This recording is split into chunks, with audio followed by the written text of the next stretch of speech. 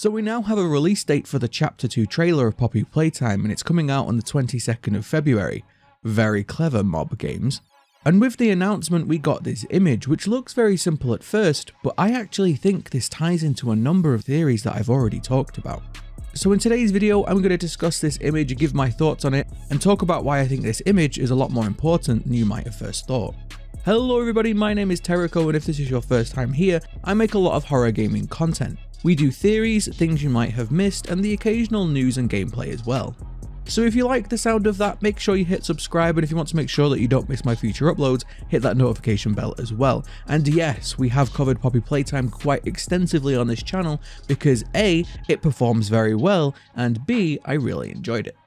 So at first glance, this image seems very simple, and you can find this over at Twitter at Mob Games if you want to, but I actually think this image contains a lot more information than you might have first thought, and I've been looking over it looking for clues, and I've actually started to connect a lot of the dots, and I really do believe that this image kind of confirms one of my theories that I've had lately about the game. Not only that, but I do think this image has a lot more meaning than you first thought. It seems very simple, but there is actually a lot of information here and a lot of things to unpack. So let's look at this image from a basic standpoint. We can see that there is a Huggy Wuggy, and this is a small one, which we'll explain in a minute, and we can see the shadow of a grab pack hand coming down to pick it up. We can also see in the corner underneath the shadow and blood splatter the numbers 1006, which will probably be familiar to most of you. Now, I personally have a lot of opinions about this image, and I really do think that there are lots of hints here. But let's look at the most obvious one. So like I said, this is a small Huggy Wuggy. It's not the large Huggy Wuggy that we dropped at the end of Chapter 1. If you look at the floor, these tiles are the same ones that we find in several rooms around the game. So judging by the size, this is a small Huggy Wuggy, and we have seen many of the small Huggy Wuggy dolls around the factory as well. So we can pretty confidently say this isn't the Huggy Wuggy that dropped. Plus the fact there's no blood around it, which we know the large Huggy Wuggy was bleeding when we dropped him. But I do think that this is supposed to be a little cheeky reference to that Huggy Wuggy. If you think about it, when you looked at this image for the first time, I bet most of you just for a second or two thought this was somebody reaching down to grab our Huggy Wuggy. And even though it becomes very apparent that it isn't the big Huggy Wuggy, this could be a tease that our Huggy Wuggy is going to be picked up by somebody. If you look at this Huggy Wuggy, he does look like he dropped, he looked like he fell, which could mean two things. Like I say, this could be a tease that Huggy Wuggy is going to be picked up from wherever we dropped him, so maybe he's going to return in the future. But it also kind of reminds me of Toy Story. Just bear with me for a second. If you've never watched Toy Story, it's a film about toys that come to life when there's no humans around. And whenever a human is around, they always play dead. But because they can't always exactly predict when the human is going to be about, whenever they hear one, they usually just drop where they're standing, and this often leads them to sort of drop in this action pose, if you will. And this Huggy Wuggy definitely looks like he was walking and then dropped, which is very interesting if you consider one of the theories that I had very early on about Chapter 2. In my Things You Might Have Missed video, I talked about the cursed Huggy Wuggy, the one Huggy Wuggy that looked very different to all the others. Now, this one was very creepy because of the smile, but there's a lot of things that actually tie in with this image. The first one being, in this area at least, there were no Huggy Wuggies outside of their box, which, if this is one of those Huggy Wuggies, means one of them have moved.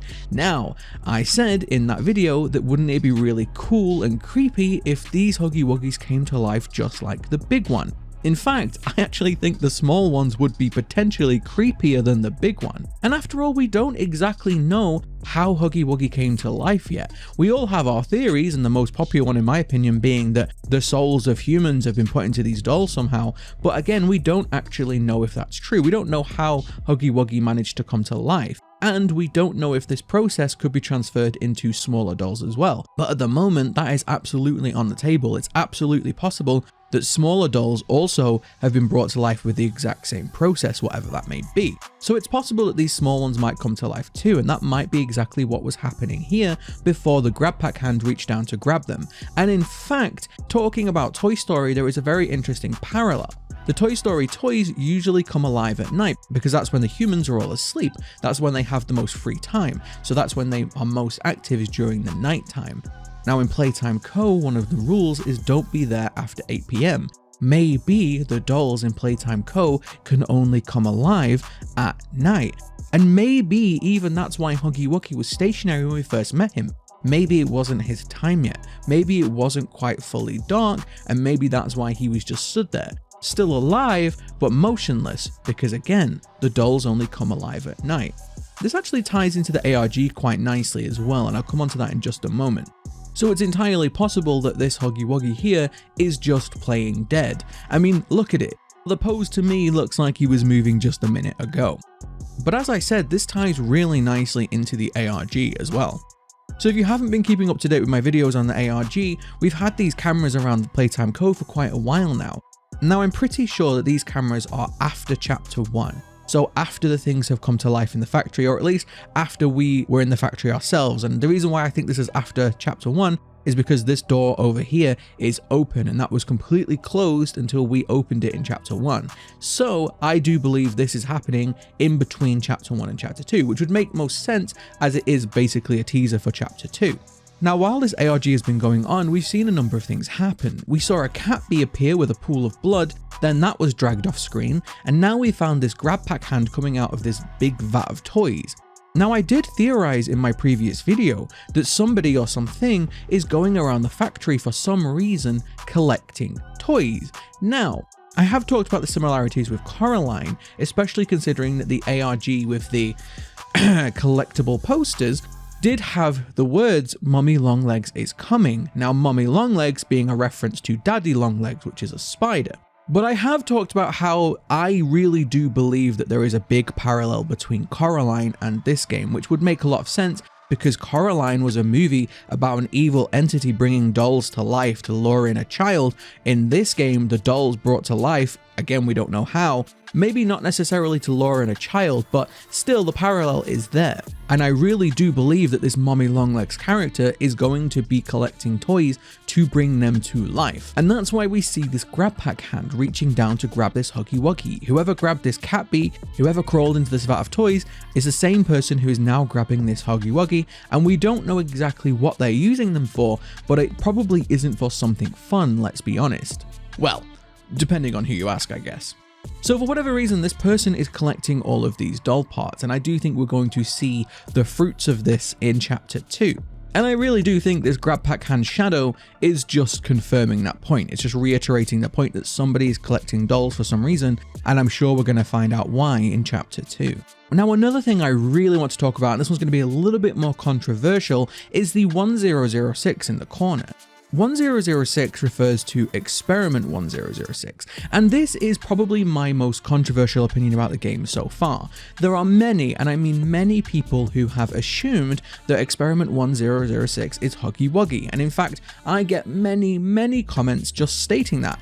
Experiment 1006 is Huggy Wuggy. I get that comment a lot. Now, I'm not saying that it's definitely not Huggy Wuggy, but we actually don't have any concrete proof whatsoever that Experiment 1006 is Huggy. All we know about Experiment 1006 is that it's a flaw in the scientific process, it went missing, it's a he, and we know this because of the death screen, isn't he wonderful? And we know that Experiment 1006 doesn't need to eat. It apparently hunts for fun.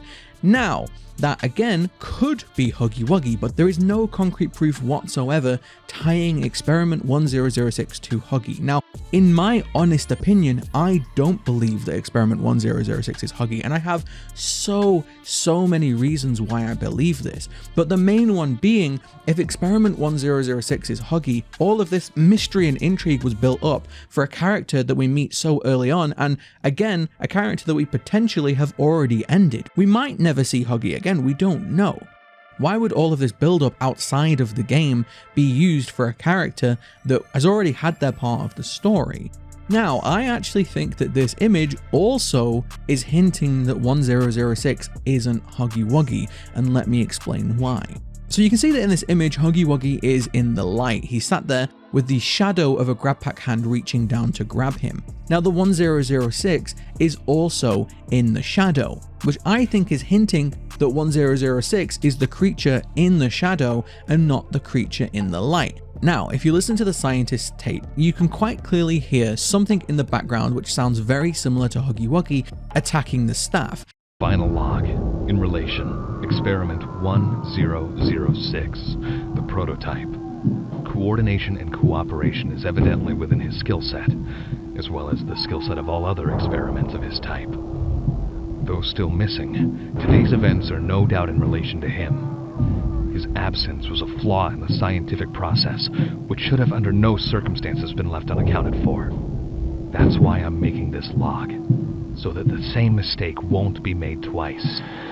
Any future experiments will need to be... Which you can quite clearly hear, which means that whoever was recording it could also quite clearly hear it. Now, at the same time, the scientist was talking about Experiment 1006 as being missing. Again, this was one of the reasons why I don't believe Huggy Wuggy was 1006. I think Huggy was attacking the staff, while the scientist was talking about the other experiment, 1006. Now, this 1006 experiment being missing, one that nobody knew where it was, this one that we have only seen snippets of in the ARG, again, it's missing. Now remember, where did we find Huggy Wuggy at the start of the game? Very still, motionless, stood on the podium. That doesn't seem very missing to me. And another reason why I don't believe that Experiment 1006 is Huggy Wuggy is because I believe that Huggy Wuggy was a security measure, which is why on the tape with Huggy Wuggy's hand, Leith Pierre talks about security measures. I really do believe that Huggy Wuggy is one of those security measures. He comes alive at night to stop any intruders, stop anyone sneaking around the factory who shouldn't be there.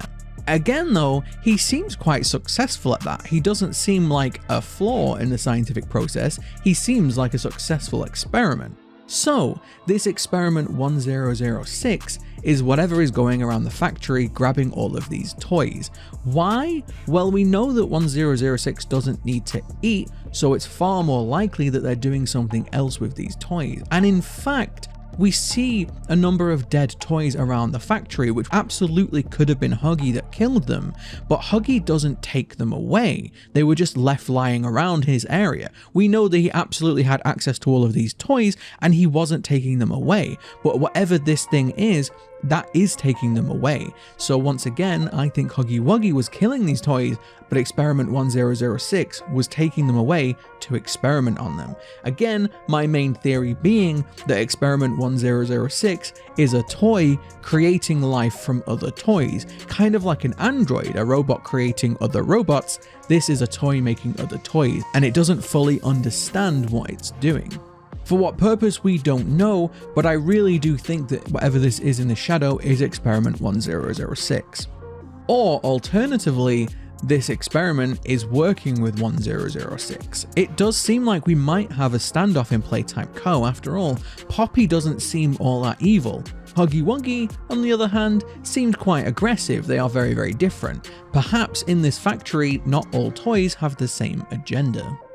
So those are my thoughts and theories about this image. Again, it is just an image, we don't really have too much to go on, but I do think that when you take it with the ARG, I can see this mosaic starting to come together, and I absolutely will cover the trailer. I'm sure we'll get a lot more information in the Chapter 2 trailer, and I will give my breakdown. I might even do a reaction video for the trailer, because at this point, let's be honest, I'll be honest with you, I'm just farming content of Poppy Playtime because it just does so well on the channel. You guys seem to like it, and I don't mind making it, so it's a win-win for me. So I'll cover the trailer, and as soon as Chapter 2 comes out, I'll be playing that, doing a playthrough, and also giving my theories and thoughts on that one as well. I hope you did enjoy this video. If you did, don't forget to give it a like, let me know down in the comments below, and as always, thank you very much for watching, and I will see you next time.